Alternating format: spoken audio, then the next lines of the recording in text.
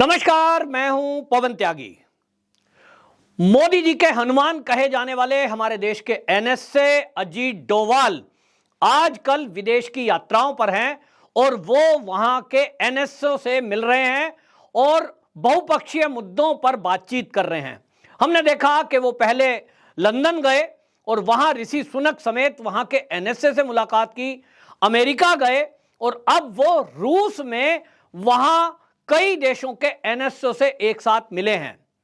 मामला क्या है तो आपको बता दें कि भारत के ऊपर जिस तरह से साइबर अटैक हो रहा है, जिस तरह से सूचना युद्ध किया जा रहा है, इसकी आशंका हमारे देश के प्रधानमंत्री मोदी जी ने कई बार अपने उद्बोधनों में जताई है और देश को चेतावनी दी कि अब आने वाले समय में इस तरह के हमले और तेज किए जाएंगे।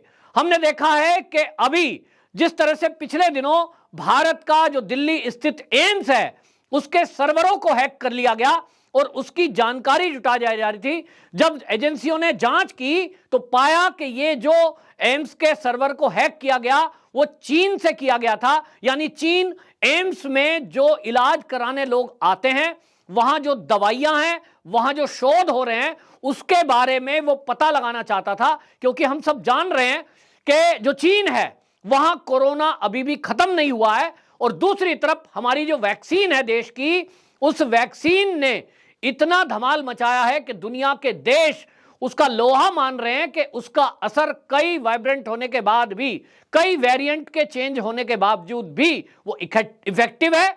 और भारत में जो बदलता हुआ वायरस का रूप है उसमें भारत के अंदर कोई भी दुष्प्रभाव नहीं किया, लोग सुरक्षित हैं। दूसरी तरफ चीन से भयावह दृश्य आए थे और इसी को लेकर के यह बताया जा रहा था और जासूसी के लिए चीन पहले से ही बदनाम है। तो अब जिस तरह से अमेरिका के ऊपर आसमान में गुब्बारा उड़ता हुआ दिखाई दिया और यह पता लगा कि वो अमेरिका में भी सैन्य ठिकानों की जानकारियां जुटा रहा था, कहा यह भी जा रहा है कि इसी तरह की जासूसी उसने भारत समेत कई देशों में पहले भी कराई है। अब जिस तरह के ये हमले हो रहे हैं, इसी में हमने हमलों का दूसरा रूप देखा कि भारत की अर्थव्यवस्था को चौपट करने के लिए जिस तरह से विदेश की धरती से षड्यंत्र किए गए, उसमें बीबीसी की एक डॉक्यूमेंट्री आती है 21 साल पुराने 2002 के गुजरात दंगों को लेकर, जिसमें मोदी को क्लीन चिट मिल चुकी। उन दंगों को लेकर के भारत के कुछ पत्रकार और देश विरोधी ताकतों के इंटरव्यूज वो बता रहे थे कि किस तरह से इस डॉक्यूमेंट्री में, जहां एक तरफ इसका इरादा था कि मोदी को बदनाम किया जाए, मोदी की जो विश्व में छवि है उसको खराब किया जाए और देश के अंदर दंगे करा दिए जाएं। क्योंकि अगर ये डॉक्यूमेंट्री पब्लिकली लोगों के मोबाइल में होती तो निश्चित जानिए कि देश का माहौल खराब होता और देश के अंदर दंगे करा दिए जाते, ये कहकर के कि मोदी तो मुस्लिम विरोधी है और इन्होंने आज के 21 साल पहले एक तरफा कार्रवाई करते हुए मुसलमानों के ऊपर पुलिस के जरिए हमले करवाए थे। यह नैरेटिव सेट हो जाता अगर हमारी एजेंसियां एक्टिव ना होती और सरकार उस पर बैन ना लगाती। लेकिन यह भी देखने में आया कि उस बीबीसी के पक्ष में किस तरह से यहां वामपंथी दल, छात्र नेता और देश का विपक्ष जिसमें कि कांग्रेस लगातार हमलावर होकर यह कह रही थी कि इस डॉक्यूमेंट्री को रिलीज किया जाए। सुप्रीम कोर्ट तक में एप्लीकेशन डाल दी गई कि इसको देखने दिया जाए। आखिरकार यह समझने की जरूरत है कि यह जो देश का विपक्ष है उस डॉक्यूमेंट्री को क्यों देश की जनता के मोबाइल में पहुंचाना चाहता था।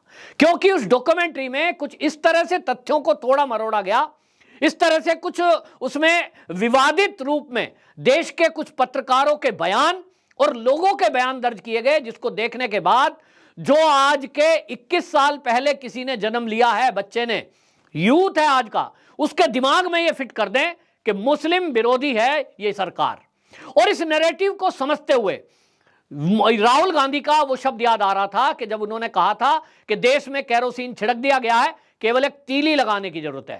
तो कनेक्ट हुआ कि ये इनकी साजिश थी कि इस तरह से ये केरोसिन छिड़कने का काम कर रहे हैं। भारत जोड़ो यात्रा के माध्यम से वो भारत को तोड़ने की रणनीति पर काम कर रहे हैं। देश विरोधी ताकतों को राहुल गांधी एक प्लेटफॉर्म पे लाने का काम कर रहे हैं और उसके बाद नैरेटिव चलाया जाएगा, देश में दंगे कराए जाएंगे, मोदी को बदनाम करने के लिए इस तरह की टूल किट का प्रयोग किया जाएगा।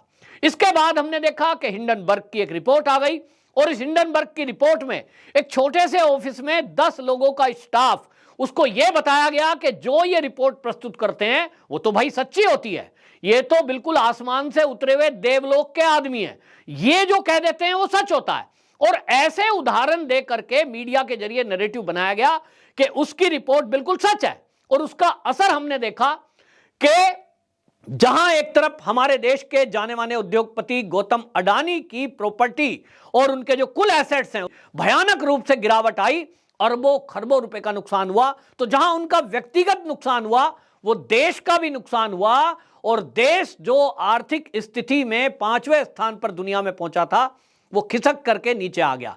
और यही एक चाल थी, और इसी चाल पर हमारे देश का विपक्ष हम देख रहे हैं कि सड़क से लेकर संसद तक किस तरह से अडानी को टारगेट कर रहा है।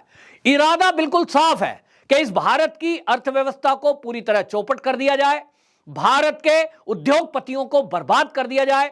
और जब भारत के बड़े बड़े उद्योगपति बर्बाद हो जाएंगे, यहां इंडस्ट्रियां बंद हो जाएंगी, उसके बाद भारत की प्रगति कैसे हो सकती है।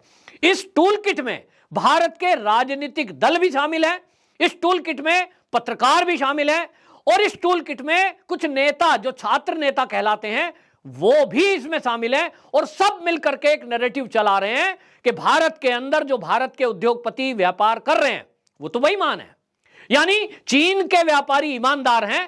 कांग्रेस के शासनकाल में जो चीनी जो कंपनियां भारत में लगी उन्होंने तो पूरी ईमानदारी से काम किया, उसकी कोई रिपोर्ट यह हिंडनबर्ग नहीं लाता है। इसका मतलब चीन का व्यापार तो बढ़िया है, जबकि हमारे भारत सरकार ने चीन की कई कंपनियों के इनकम टैक्स की अनियमितताओं को पकड़ा, उनके ऊपर पेनल्टी लगी, और कई तो यहां से छोड़कर भाग खड़ी हुई, क्योंकि वो जो टैक्सों में गड़बड़ी थी उसका कोई डेटा कोई जवाब वो चीनी कंपनियां नहीं दे सकी। इसी के काउंटर में चीन को लगा कि कुछ एक नैरेटिव बनाने के लिए कुछ लोगों का यूज किया जाए, तो हिंडनबर्ग आगे आया। उसके बाद उसका जो इकोसिस्टम है वो भारत में एक्टिव हुआ, और भारत के जो आस्तीन के सांप हैं वो एक्टिव हुए, और उन लोगों ने बवाल काटना शुरू कर दिया। यहां तक कि ट्विटर स्पेस पर मैं खुद सुनता हूं कि ऐसे लोग अपनी आईडी के नीचे लिखेंगे फैक्ट चेकर, लगेगा लोगों को भाई ये तो फैक्ट चेकर है, ये जो बात कह रहा है ये तो बड़ा एक्सपर्ट है, और वो एक्सपर्ट अपनी राय रख रहे हैं कि अडानी ने कहां कहां गड़बड़ी करी, और हिंडनबर्ग की रिपोर्ट को ऐसा प्रस्तुत करने की कोशिश कर रहे हैं कि जैसे ये देवलोक से उतरे हुए आदमियों ने तैयार की है। ये सब जो नैरेटिव चल रहा है इसको देखते हुए देश की सरकार ने यह समझ लिया कि ये एक सूचना का युद्ध है, और इस युद्ध में हम यूं ही बैठकर नहीं देख सकते। मामला बहुत गंभीर लगा कि हमारे अगर वैज्ञानिक कोई रिसर्च कर रहे हैं उसको आप बैठ करके कहीं हैकरों के जरिए जानकारी जुटा लें। आज हमारे उद्योगपतियों पर अटैक किया जा रहा है, कल को राजनेताओं पर अटैक किया जा रहा है, फिर वैज्ञानिकों पर अटैक किया जाएगा। और यह हमने पूर्व में देखा है कि भारत के वैज्ञानिकों के खिलाफ जिस तरह से षड्यंत्र किए गए, उनको जेल तक में डाल दिया गया। तो आगे से कौन ऐसा वैज्ञानिक खड़ा होगा जो अपना कैरियर और अपनी जान को जोखिम में लगाएगा।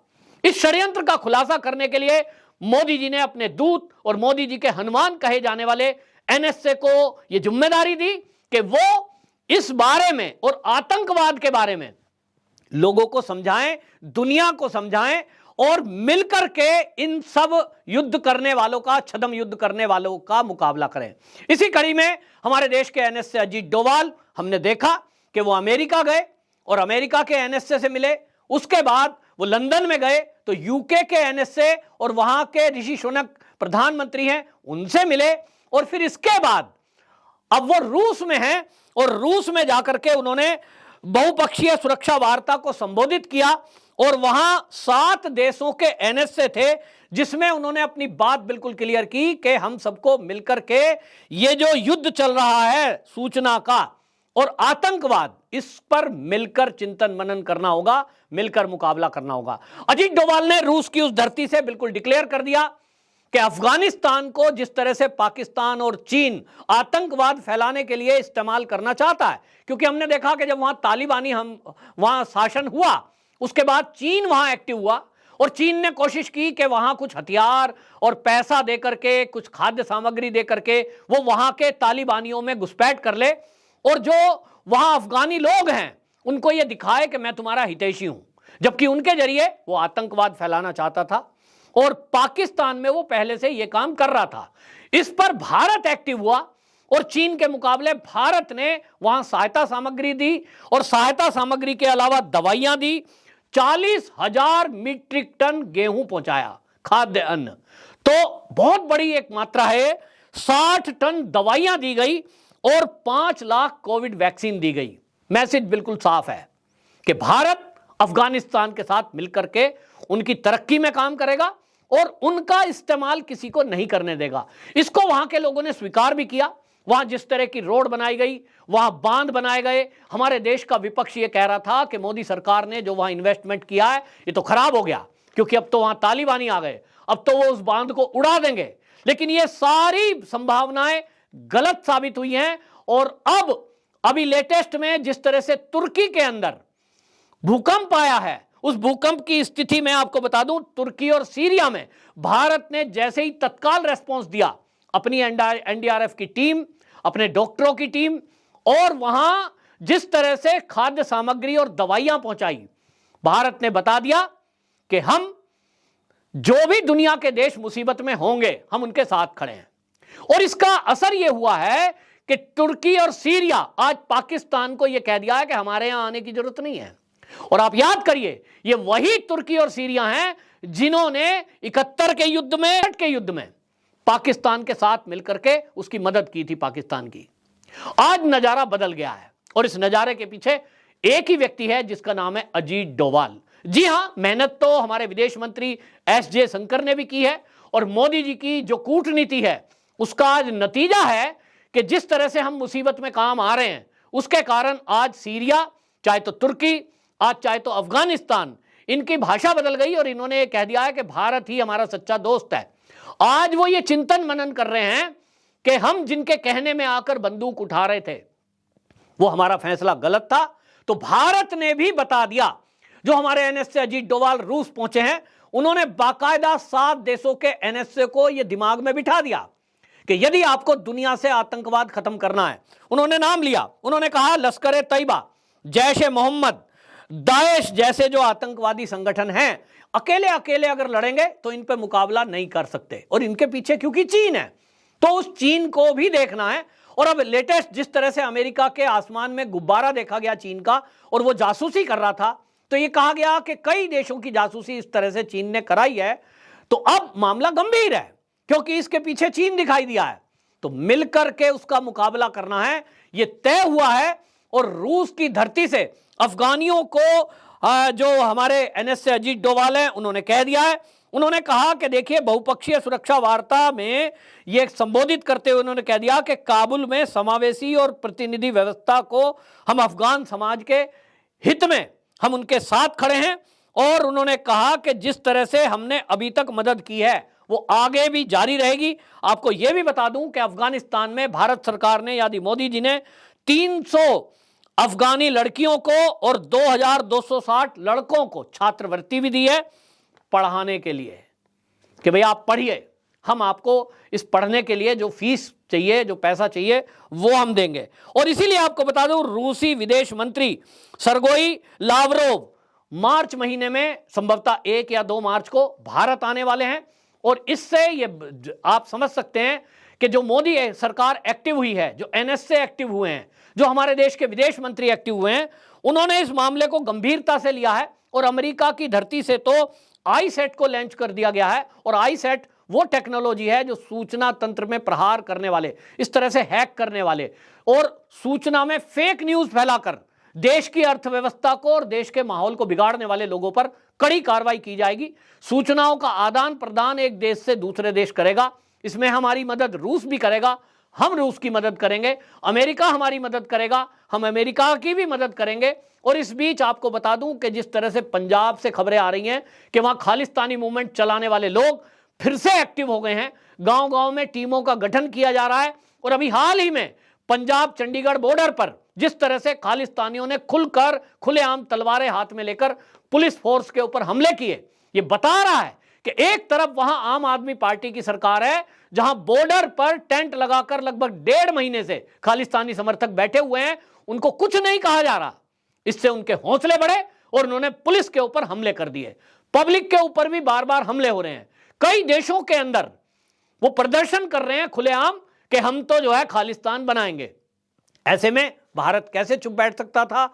अजीत डोभाल एक्टिव हुए और अब इन सब पर इकट्ठा कार्रवाई की जाएगी, कई देश मिलकर के करेंगे।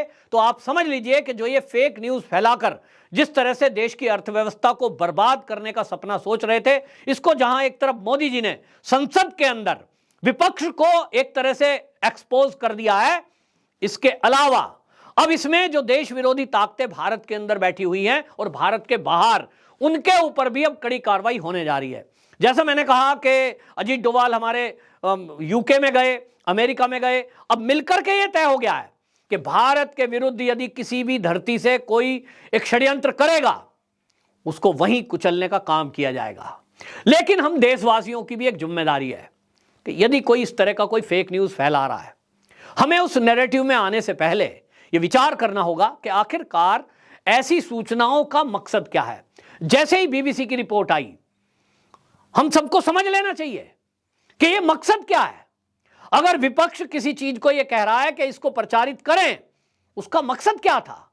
जिस चीज में कांग्रेस की सरकार के दौरान ही क्लीन चिट मिली हो, उसको अब लाया गया है। इसी से समझ में आ रहा था कि बीबीसी की डॉक्यूमेंट्री को किस तरह बनाया गया और उसको प्रचारित किया गया। यहां रवीश कुमार टाइप के आज यूट्यूबर भी हमने देखे कि इन दोनों रिपोर्ट को लेकर, चाहे हिंडनबर्ग की रिपोर्ट हो फिर चाहे वो बीबीसी की रिपोर्ट हो, वो ऐसा ताली बजा रहे थे और उन्होंने न्यूज भी बनाई इस पर कि जिस तरह उनको लग रहा है कि वैसे बस आसमान से आई हुई एक दैवी शक्ति के द्वारा तैयार रिपोर्ट और उसको मोदी सरकार ने रोक दिया है। ऐसे खुश हो रहे थे कि अब तो देश बर्बाद करने के लिए जो हमें टूल चाहिए था वो मिल गया है।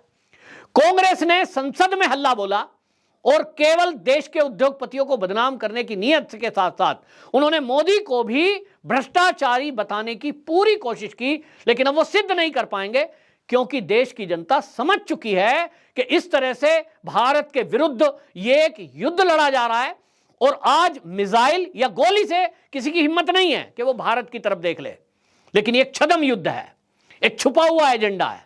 इस एजेंडे पर अब चीन जिस तरह से हरकत कर रहा है, सारी फंडिंग, ये कहा जा रहा है कि उसके पीछे देश विरोधी जो ताकतें हैं वो चीन उनके पीछे से है, क्योंकि चीन की बौखलाहट ये है कि जो सामान भारत अभी तक चीन से मंगाता था, उदाहरण के लिए जैसे मोबाइल, अभी तक वहीं से आते थे, भारत की हर दुकानदार और मोबाइल फोन वाला चीन के ऊपर निर्भर था। आज भारत अपने आप अपने मोबाइल फोन मैन्युफैक्चर कर रहा है, इसके अलावा एक्सपोर्ट भी कर रहा है।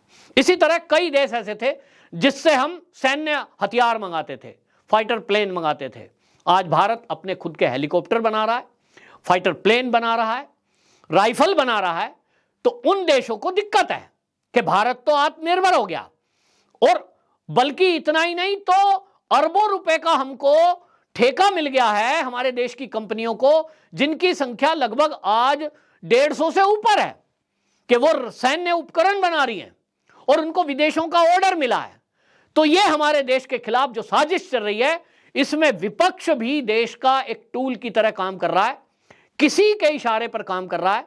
ये चीजें सामने आ गई हैं, वरना इस तरह की हरकत कोई नहीं करेगा कि अपने ही देश के बर्बादी करने के लिए एक फेक न्यूज किसी विदेशी ने बना दी 10 लोगों ने मिलकर के, और वो उसको सच मानकर देश की जनता में भ्रम फैला रहे हैं। कुल मिलाकर के अजीत डोभाल की जिस तरह से ये मीटिंग है, इसमें अब जैसा कि अब ये तय हो गया है, इससे अब अगले आने वाले दिनों में ये तो कहा जा रहा है, ये तो सबको पता है कि 2024 का लोकसभा चुनाव, उसके पहले ये इस तरह की टूल किट और तैयार की जाएंगी, देश के ऊपर और इस तरह के साइबर हमले और बाकी झूठ फैलाकर झूठी न्यूज परोसने के हमले भी किए जाएंगे। और इसी को देखते हुए मोदी सरकार ने पिछले दिनों आईटी एक्ट में बदलाव किया था, पत्रकारों के ऊपर बंदिश लगाई थी कि कोई फेक न्यूज फैलाएगा तो उसके ऊपर कड़ी कार्रवाई होगी। उसको कड़ा मुकाबला करने के लिए मोदी सरकार पूरी तरह से एक्टिव है। आपको और हमें एक्टिव होने की आवश्यकता है। अगर आपको लगता है कि यह जानकारी देश की जनता तक पहुंचे, तो इस वीडियो को हर राष्ट्रवादी जो होगा, जिसके दिल में इस देश के लिए कुछ दर्द और प्रेम होगा, जरूर इस वीडियो को जनता तक पहुंचाएगा और शेयर करेगा। वंदे मातरम।